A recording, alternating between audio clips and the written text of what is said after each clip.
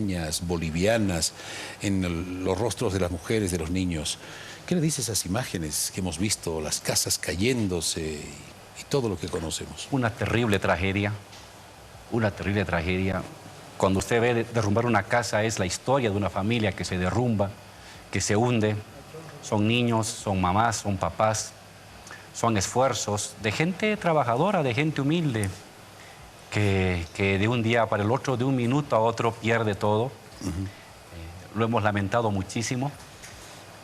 ¿Y hay algún plan del gobierno para estas emergencias, para atención inmediata, vicepresidente? Claro, tenemos defensa civil. De hecho, defensa civil junto con la policía se movilizaron inmediatamente. Así es. Estuvimos desde las 2 de la tarde ya movilizados del día de la tragedia. Pero además de esta presencia de defensa civil, por la policía, luego también las Fuerzas Armadas, por supuesto, el acompañamiento al salvataje. Primero hay que cuidar vidas, luego hay que garantizar... Eso es lo más importante. Luego hay que garantizar alimento para las familias que lo han perdido todo.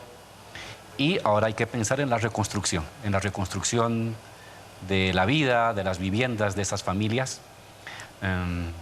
El día de mañana vamos a reunirnos, el presidente Evo va a reunirse con representantes de las personas damnificadas. Y por supuesto que tenemos un conjunto de propuestas que hacerles para dar una mano.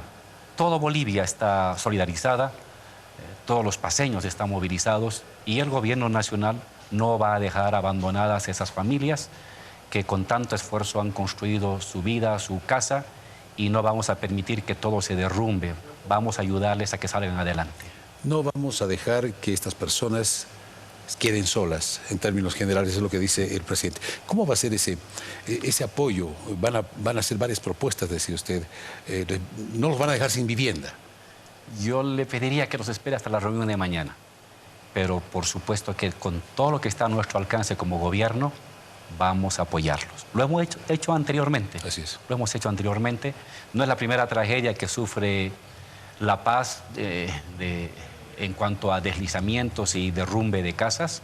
Hemos colaborado y ahora lo vamos a hacer de igual manera e incluso, si es necesario, mejorada. Cecilia, el vicepresidente del Estado, no vamos a abandonar a estas personas que están desprotegidas. Yo creo que mucha gente se está preguntando a propósito de esta tragedia y el vicepresidente lo decía, esperemos la reunión de mañana. En esta reunión de mañana, vicepresidente, ¿se podría definir si el gobierno les podría dotar de viviendas a quienes lo han perdido todo después de este deslizamiento? ¿Esa podría ser una de las alternativas de ayuda y solución? Vamos a dialogar de esos temas. Usted sabe que tenemos un plan de viviendas a nivel nacional. Hemos construido más de 150.000 casas para la gente humilde, la gente que no tiene vivienda propia. Y ese es un tema que va a estar en la agenda. Vamos a conversar con los familiares. Y también hay que ver los otros temas de la reconstrucción de sus bienes materiales.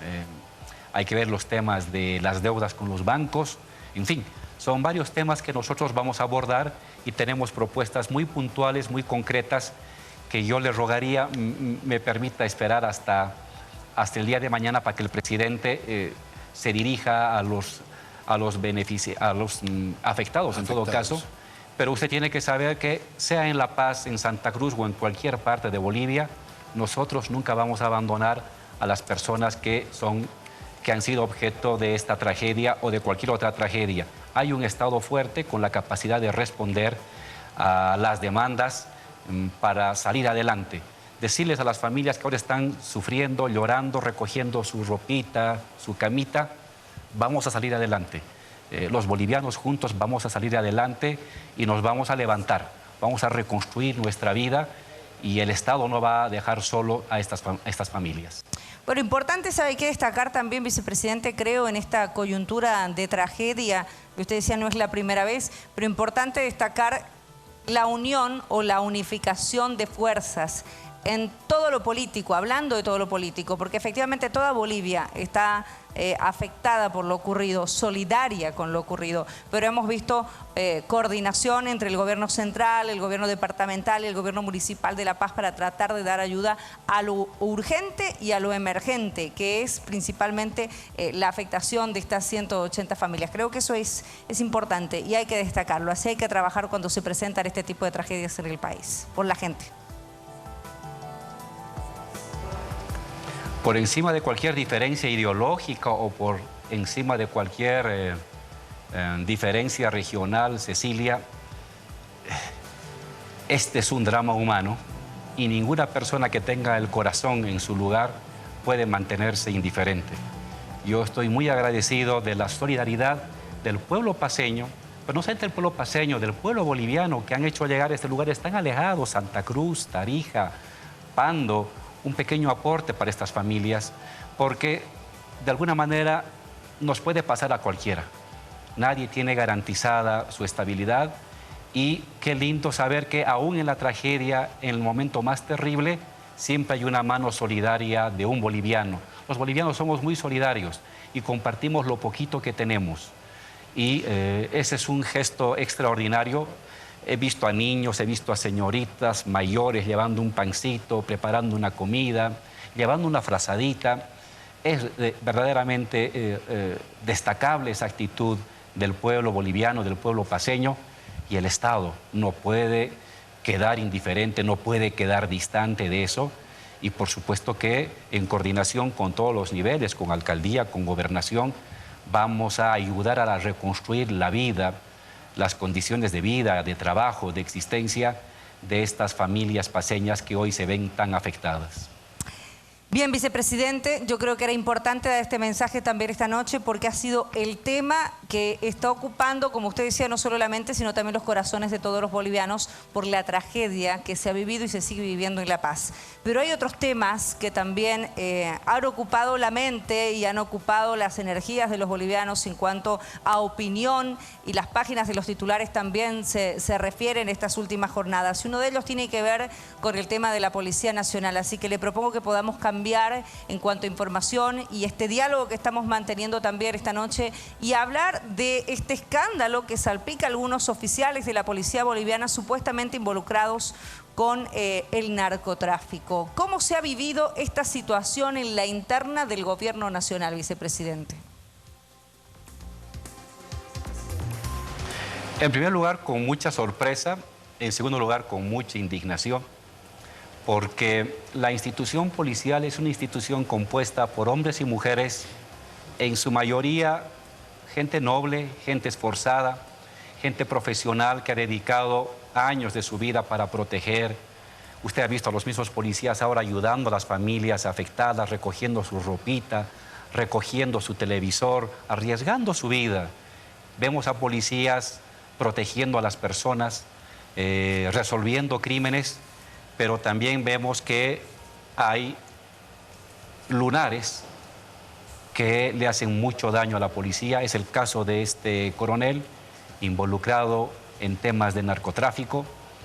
Y no solamente es acá, hay otros casos también de abusos, de violaciones, de sobornos. Y nos ha llamado muchísimo la atención esta emergencia de actos irregulares, ilícitos, por supuesto.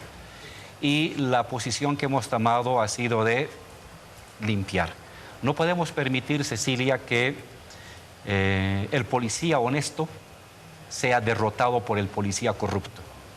Que el policía esforzado y que protege al ciudadano sea derrotado por el policía vinculado al narcotráfico. No lo vamos a permitir.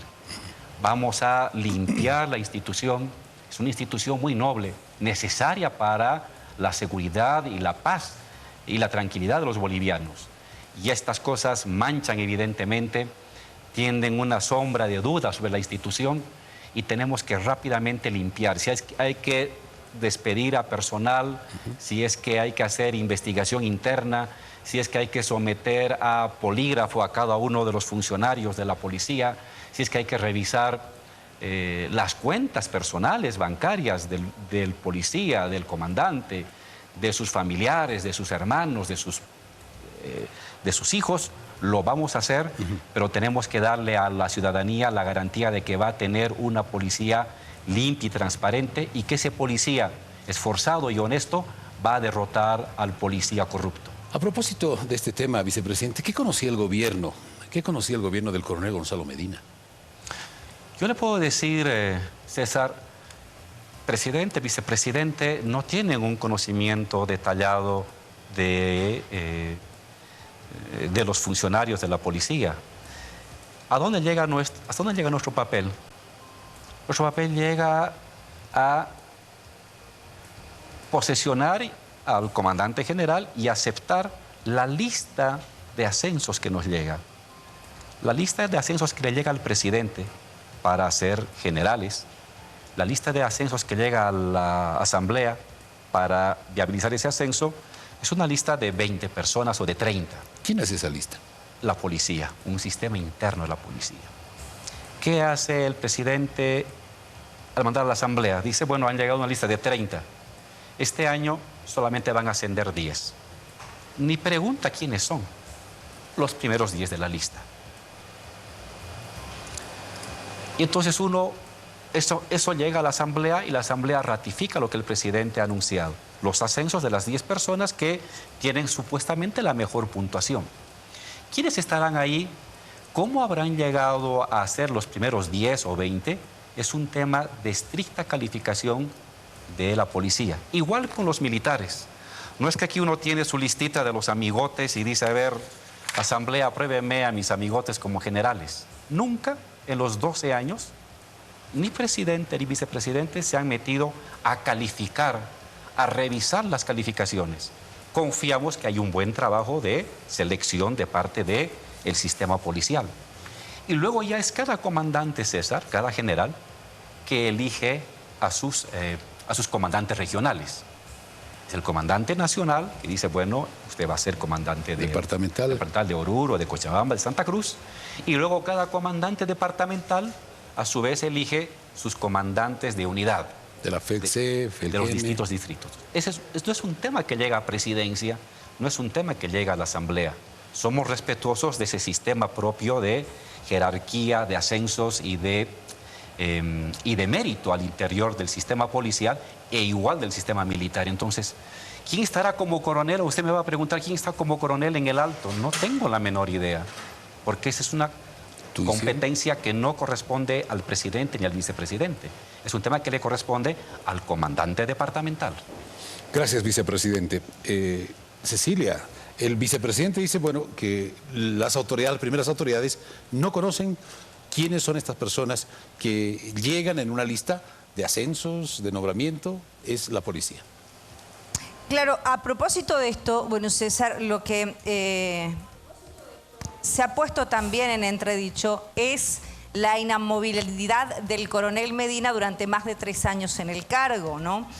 ¿Usted cree, vicepresidente, o en el círculo del gobierno, digamos, efectivamente puede ser que en las altas esferas gubernamentales este tema no se conozca, pero que en este tipo de funciones de autoridades policiales no se alternen los cargos? Entiendo que hay una orden de destino, por ejemplo, en la Policía Nacional, que deberían cambiar los policías todos los años su destino, efectivamente, cuando existen estos ascensos policiales. Pero el coronel Medina no había sido removido del cargo y había sido ratificado en las 3 últimas gestiones. Sí, yo siento que esa es una irregularidad, Cecilia. Tiene que haber la rotación. No solamente porque los policías tienen que llevar adelante su especialización y su formación en distintas áreas, sino porque cuando un oficial de policía o de Fuerzas Armadas se queda en un solo lugar, se relaja la disciplina, se acostumbra, crea vínculos personales, crea vínculos de familiaridad y vínculos de confianza que con seguridad hacen daño al desempeño de su profesión y a su imparcialidad en el tratamiento del crimen. Por lo tanto, consideramos que es una irregularidad. Entiendo que han explicado algunos comandantes en el sentido de que es muy caro hacer cambio de destinos permanentemente. Otros dicen que han dejado a sus hijos, que han dejado a sus familiares en un departamento, en una ciudad, y que les es muy complicado sacar al hijo del colegio para llevarlo a otro colegio en otra ciudad. Hay esas complicaciones, pero lamentablemente, o para bien, la carrera militar y la carrera policial tiene ese tipo de exigencias y de sacrificios. Tienen que estar rotando. En el caso de la policía, el que una persona se haya quedado no solamente 4 años, hay ejemplos, nos hemos enterado, de policías que se han quedado 5, 6, 7 años en un destino, es una irregularidad y por eso hemos planteado al ministro de que estas irregularidades que dan lugar a relajamiento a la disciplina y a la formación de vínculos no necesariamente transparentes con el delito, acaben. A partir de esta gestión, los destinos tienen que realizarse. Entiendo que ha habido protesta de algunos oficiales que decían, oye, he inscrito a mi hijo y a mi hija al colegio, no puedo sacarla. No, es la policía. Cuando uno se pone el uniforme militar o policial, asume los sacrificios. Su vida va a tener que ser ir de un lugar a otro, ir de un destino a otro, de un departamento a otro. Lo es en la vida militar y lo va a volver a hacer en la vida policial. En el caso del coronel Gonzalo Medina, como director de la Fuerza Especial de la Lucha contra el Crimen, ustedes, en el caso del presidente, el vicepresidente, digamos, en las esferas altas del gobierno, ¿conocían de que él estaba más de 3 años en la misma función o no, vicepresidente? ¿3 años en la misma función o no, vicepresidente? No, Cecilia. Como le cuento, la definición de los destinos es un tema que corresponde a cada comandante departamental. Nosotros hemos sabido del coronel Medina en una reunión que hubo en el comando a principios de este año y se presentó el coronel Medina conjunto con otros coroneles departamentales y ese fue todo nuestro contacto que yo recuerde del coronel Medina, hasta que luego hemos visto las imágenes en la televisión, las denuncias, y nos hemos quedado totalmente sorprendidos. Bien, vicepresidente. Bueno, y siguiendo con este caso... Todo este tema, de todo este escándalo, ¿quién es Pedro Montenegro? ¿Qué le dice este nombre, Pedro Montenegro, al gobierno? ¿Cómo le suena este nombre, Pedro Montenegro? Que hasta hace poco era un desconocido, ¿verdad? Sí, y resulta que es una persona que había tenido vínculos con el narcotráfico, pero a la vez había sido una persona que había tenido un desempeño y un conjunto de premiaciones a nivel civil, y seguramente todas las personas que los han premiado han quedado sorprendidos, ¿no? Han debido quedar sorprendidos. Y Evo con Álvaro hemos oído hablar del señor Montenegro en la televisión, en los periódicos. Antes no teníamos ninguna información, en tanto que el tema de la lucha contra el narcotráfico tiene su área específica, tienen sus sistemas de inteligencia, sus sistemas de información, frente a los cuales como presidente y vicepresidente no nos metemos. Respetamos la vida institucional de seguimiento, es decir, ellos tienen la autorización de recabar información, cruzar información internacional y hacer el seguimiento que vean conveniente sin necesidad de consultarnos. No es el vicepresidente que dice, a ver, persígame a tal persona o a tal persona. Eso sería terrible. Uno respeta. Hasta uno mismo puede ser investigado. Ellos tienen la obligación de seguir pistas. Y entonces ellos no nos reportan que hay un sospechoso. Nos pueden reportar, hay problemas de recursos, hay bandas internacionales, se va a hacer un operativo en tal lugar, requerimos el apoyo de otras instituciones, en fin. Ese tipo de informaciones nos llega a nosotros y autorizamos. Pero hacer un seguimiento diario de los sospechosos del narcotráfico, por supuesto que no es la atribución de un presidente ni de un vicepresidente. Claro, usted no los piden, es más bien son las autoridades, si es que encuentran algún caso sospechoso, peligroso, son ellos los que deberían alertar a las autoridades nacionales, ¿o no? Nos alertan cuando van a haber operativos con riesgo de enfrentamiento.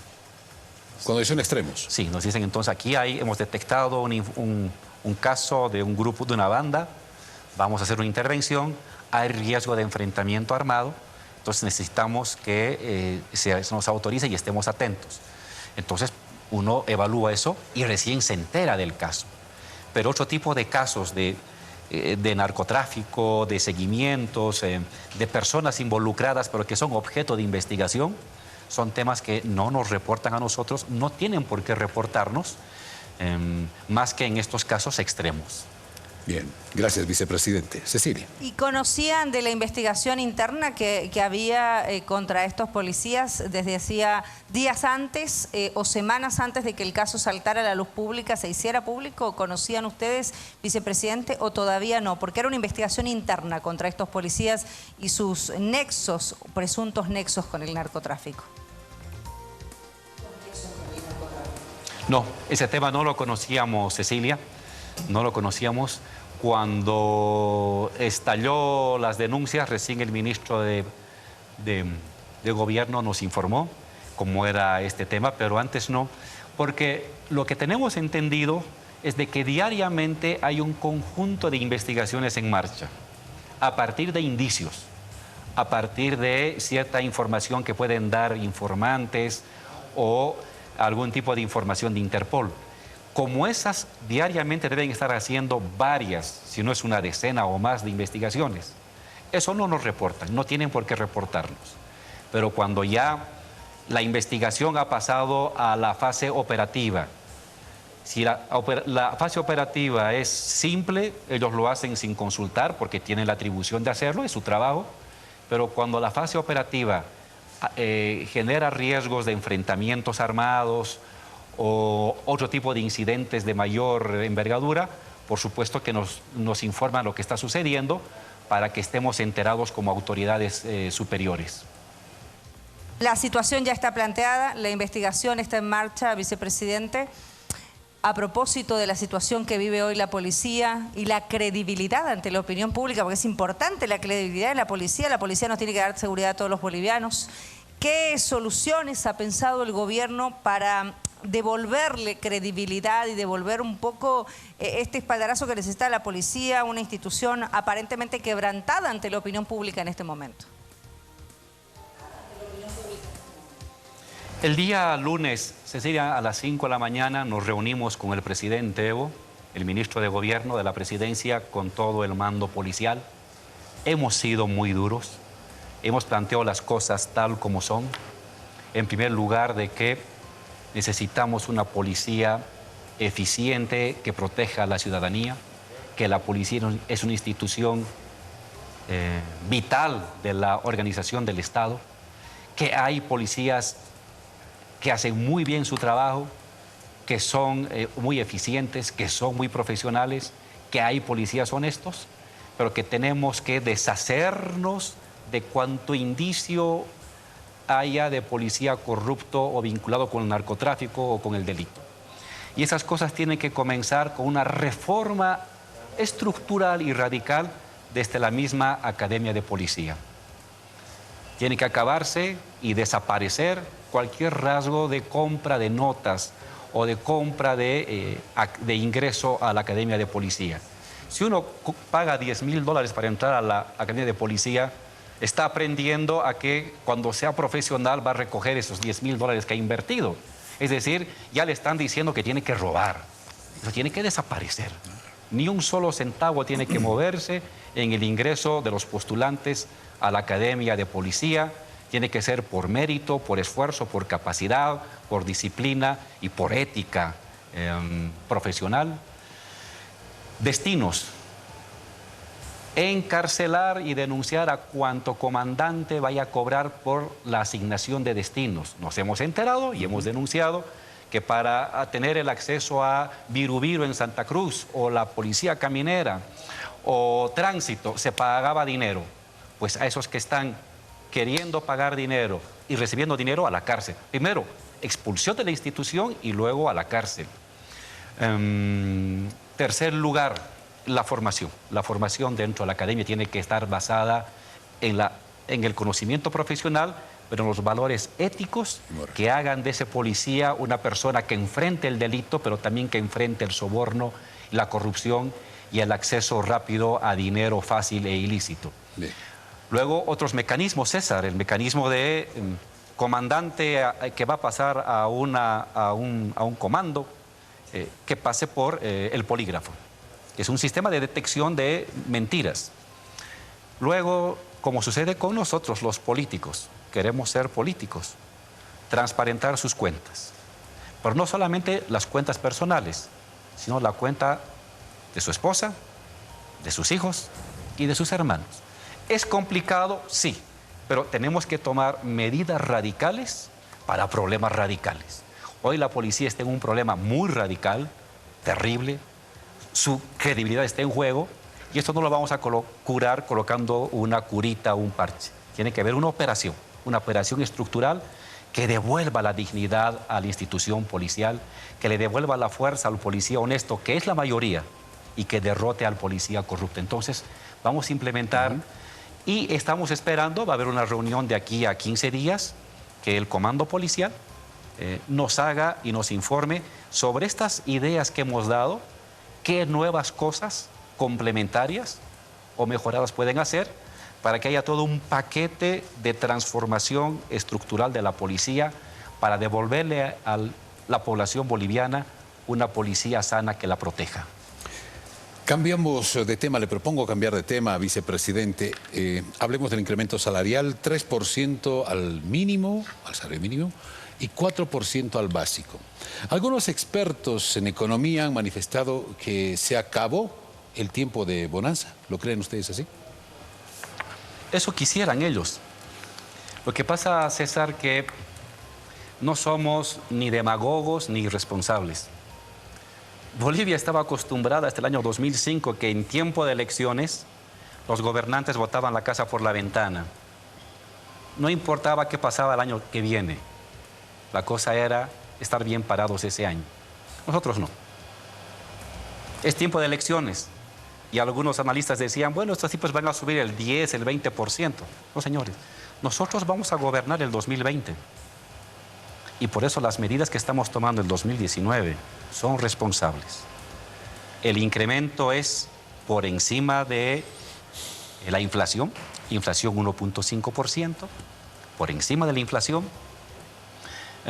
Hemos tenido un segundo aguinaldo el año pasado, que en verdad ha generado un incremento del 13% al salario real.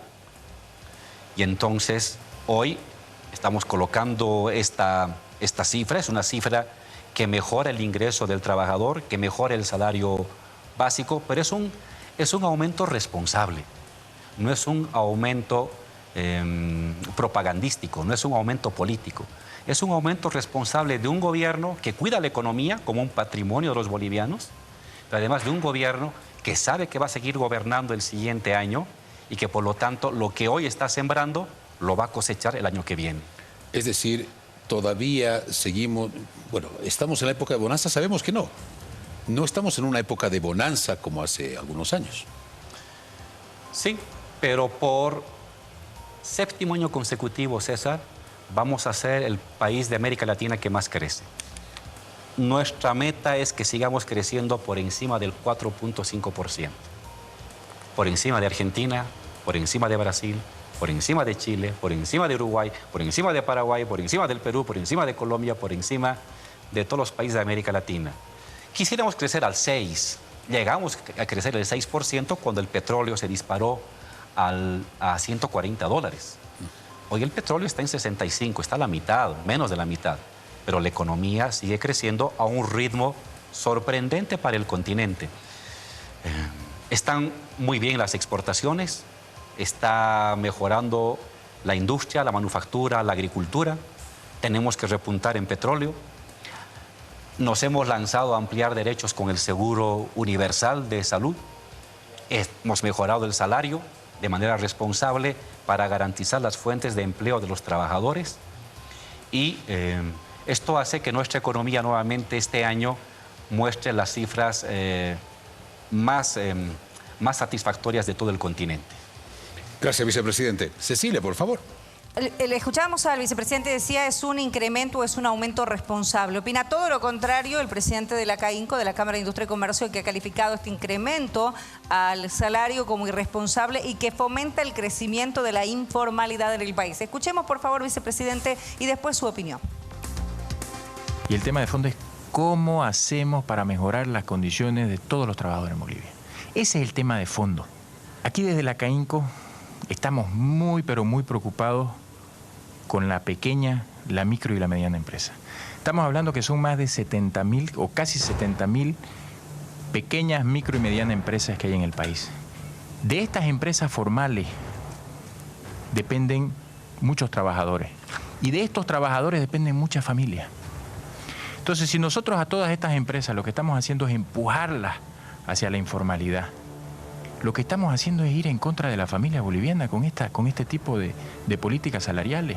En Bolivia hay trabajando de manera informal. Son más de 2.500.000 personas que reciben menos del salario mínimo, de este nuevo salario mínimo que ha sido incrementado, porque tienen un trabajo informal. No podemos estar ahogando más a las empresas con incrementos salariales que no van de acuerdo con lo que deberían ser.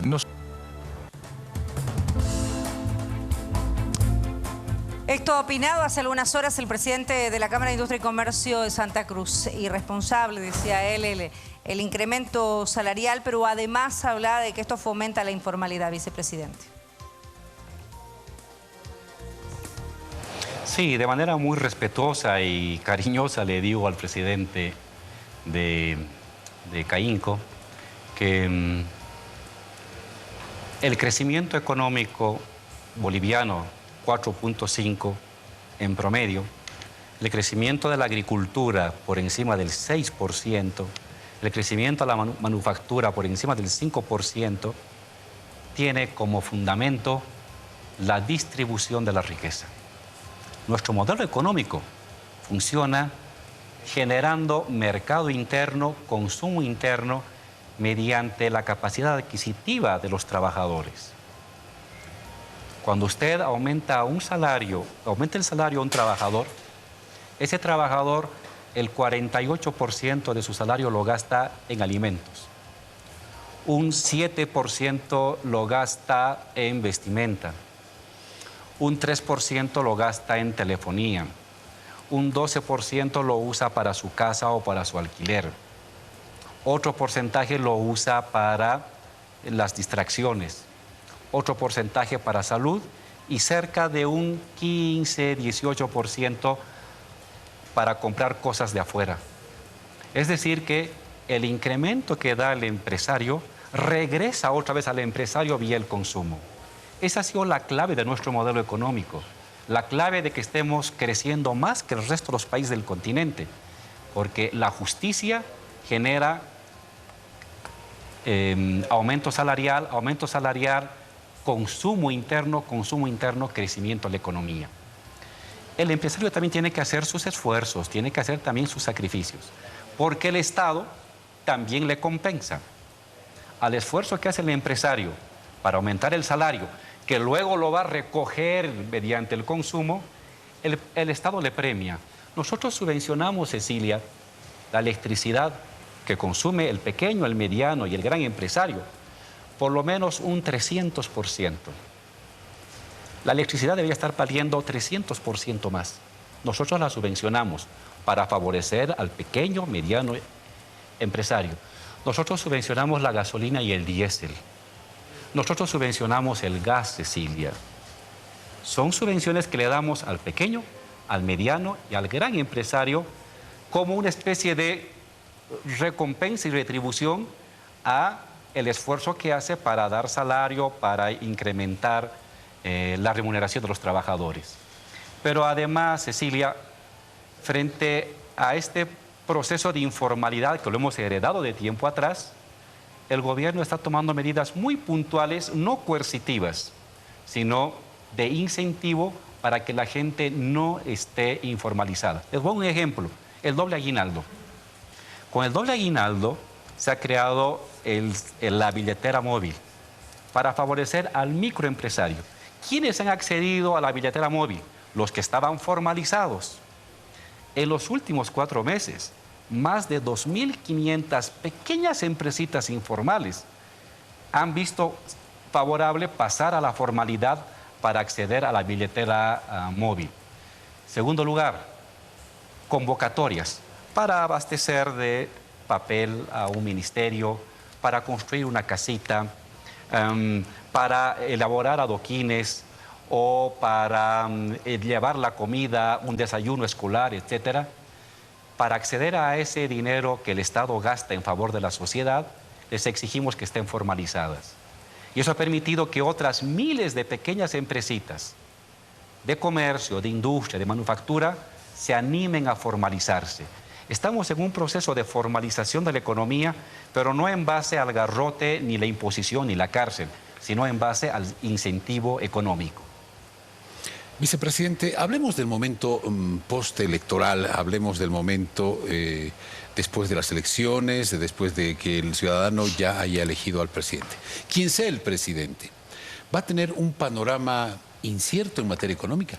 Eso dicen algunos especialistas, analistas en materia económica. No, a no ser que quieran destruir la economía. Hemos creado un modelo económico virtuoso que crece. Este modelo económico ha resistido precios del petróleo de $140 y precios de $28, precios del estaño de $6 y precios de $12, precio de la soya de $210 la tonelada a $600 la tonelada, y el modelo económico se mantiene sobre 4.5. Ha aguantado eso. Este modelo económico ha reducido la pobreza de una manera extraordinaria a nivel mundial, ni siquiera continental. Este modelo económico está permitiendo que se genere empleo y oportunidades para la juventud. Este modelo económico ha permitido multiplicar por 5 las exportaciones. Exportábamos 1.700, ahora exportamos 10.000, 11.000 millones de dólares. Este modelo económico ha permitido salud universal, educación universal. Este modelo económico está permitiendo industrialización del litio, del petróleo. Es un modelo económico que funciona. Quien vaya a ser gobernante el siguiente año, César, tiene que mantener el modelo económico. Pero no solamente lo digo yo, lo dicen los mismos opositores. Fíjense, Evo Morales es un malvado, pero ha hecho bien en la economía, ha hecho bien en la inclusión, no voy a privatizar, voy a mantener el SUS. Nadie, absolutamente nadie de los políticos opositores menciona que va a implementar un nuevo modelo económico, porque no hay otro modelo económico.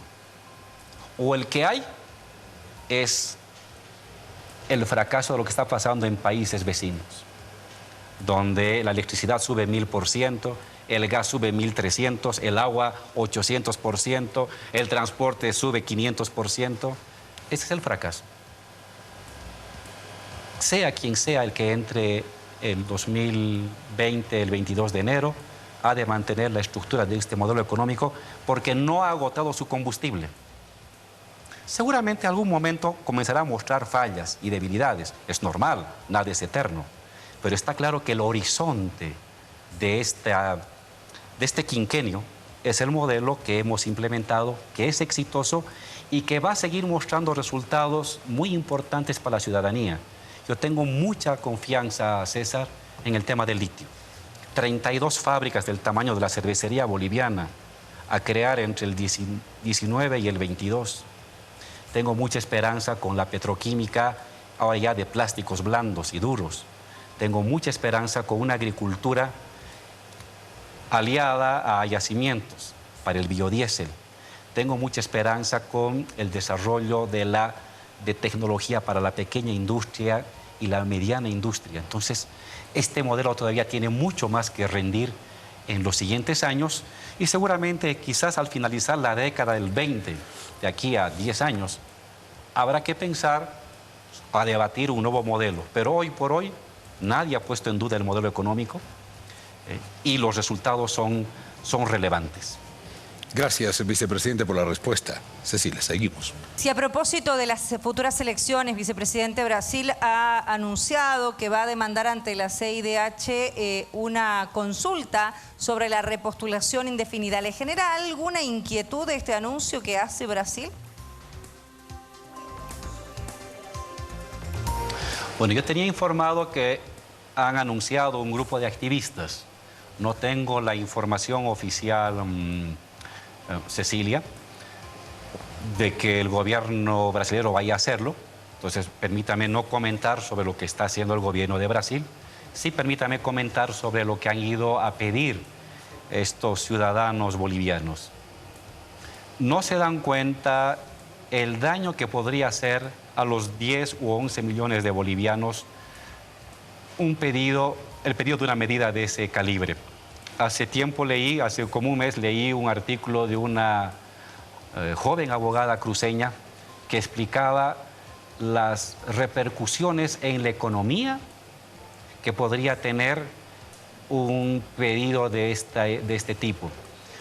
Está claro que quienes han ido a hacer ese pedido a una potencia extranjera no están pensando en Bolivia, están pensando simplemente en intereses políticos muy egoístas y no están midiendo el daño que pueden ocasionar a la situación económica de los 11 millones de bolivianos. Eso le comento respecto a los activistas y me reservo mi comentario hasta tener la información oficial si en verdad el gobierno de Brasil va a hacer una cosa así.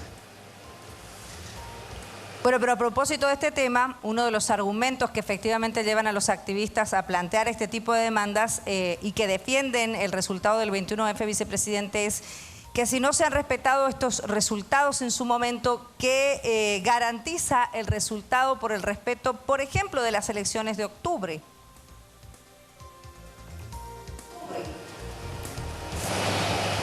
Cecilia, hay una constitución.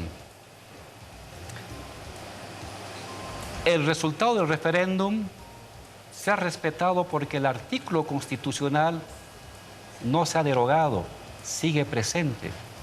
¿Qué es lo que ha sucedido? Que otro artículo constitucional, otro artículo, no el mismo del referéndum, establece que por encima de la Constitución están los acuerdos internacionales. Y entonces lo que el Tribunal Constitucional ha establecido es que esos acuerdos internacionales que están por encima de la Constitución, por dictado de la Constitución, tienen que aplicarse. ¿Quiénes son los garantes y los que pueden interpretar la Constitución? El Tribunal Constitucional, y se ha pronunciado. Entonces lo que ha habido es a una norma de una jerarquía, se ha sobrepuesto una norma también constitucional de mayor jerarquía. Y eso es lo que está pasando ahora. En todo caso, nos seguimos moviendo en el marco de la norma constitucional. Las elecciones de octubre se van a desenvolver en el marco de la Constitución Política del Estado. Y los bolivianos lo han probado, lo han demostrado y lo seguirán demostrando una vez más. Tendrán al presidente que su voto mayoritario lo defina en el mes de octubre. Eso es inapelable, eso es inamovible y eso está garantizado. Vicepresidente, ¿qué desenlace pronostica usted sobre la crisis venezolana? Venezuela es una patria hermana, es un pueblo hermano que está teniendo problemas económicos y políticos. Nosotros como país tuvimos también nuestros problemas económicos y políticos. Quizás muy parecido a lo que sucedió el año 2005 con la UDP. ¿Cómo se resuelven los problemas económicos y políticos? Se resuelven por decisión de los propios compatriotas, de los propios ciudadanos de ese país. No se puede resolver mediante la intervención militar. ¿Se imagina usted que en tiempos de la UDP vinieran Chile a decirnos lo que tenemos que hacer nosotros? ¿Se imagina usted que hubieran mandado mariners para decirnos lo que hay que hacer? Tuvimos una inflación del 20.000% los bolivianos. Me acuerdo que yo hacía fila a las 4 de la mañana en el Mercado Rodríguez para comprar mis 6 marraquetas del día. Y muchos bolivianos se van a acordar de niños lo que hacían. ¿Cómo lo resolvimos? Los mismos bolivianos. Ni le pedimos consejo a Chile, ni le pedimos consejo a Brasil, ni esperamos el dictado de Estados Unidos. Lo resolvimos nosotros. Ese es un principio básico de la dignidad y de la soberanía de un país. ¿Venezuela tiene problemas? Los tiene. Nos duele y queremos ayudar. Pero ¿quién va a resolver sus problemas? Los mismos venezolanos. ¿Cómo es eso de que un secretario de Estado dice estamos preparados para intervenir militarmente? Eso es indigno. Independientemente si a una persona le cae bien o no le cae bien el presidente de ese país o la ideología de ese país, por encima está el principio básico que nos heredaron nuestros próceres de la independencia: soberanía. ¿Qué es soberanía? Cada pueblo resuelve internamente sus problemas, por muy graves que sean, por muy complicados que sean. No podemos permitir, César, que nadie intervenga en la vida política, nadie externo intervenga en la vida política de otro país. Porque si lo hacen en uno, el día de mañana lo van a hacer con nosotros. Y mire que nos ha costado recuperar la soberanía. Hasta hace 12, 13 años, los decretos los elaboraba la embajada norteamericana, los ministerios los tenían embajadores, países europeos. En fin, la embajadora norteamericana era la presidenta de Bolivia porque decidía si uno era comandante de la policía o no era comandante militar. Eso ha acabado en Bolivia. Había que pedirle permiso a un mariner para entrar al aeropuerto del Alto, al llamado Guantanamito que tenían. Había que pedir permiso a otro mariner para entrar a Chimoré. Hoy no hay eso. Ojalá que nunca más regrese eso, porque nos han heredado nuestros antepasados soberanía. Y lo mínimo que puede hacer venezolano o boliviano es cuidar esa soberanía. Entonces, ayudemos a Venezuela. ¿Cómo? Sentando a fuerzas gubernamentales y opositoras a que ellos resuelvan sus problemas, que ellos decidan el camino, elecciones adelantadas, elecciones generales, elecciones regionales. Es entre venezolanos que tienen que resolver tanto la política como la economía, César. Entonces, esa es nuestra posición de principio. No aceptamos intervención de ningún país extranjero en los asuntos internos de Venezuela y más bien colaboremos a que esas decisiones que tomen los venezolanos se viabilicen.